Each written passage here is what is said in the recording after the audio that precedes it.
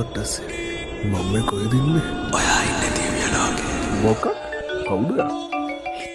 Hello උඹලා අම්මලු පොල්ලකුත් යාරින්න ඔබ එනකන් ගෙදර මොකෙද ඉන්නේ? අඩෝ මං දිව්‍ය ලෝකෙට ආවා බං.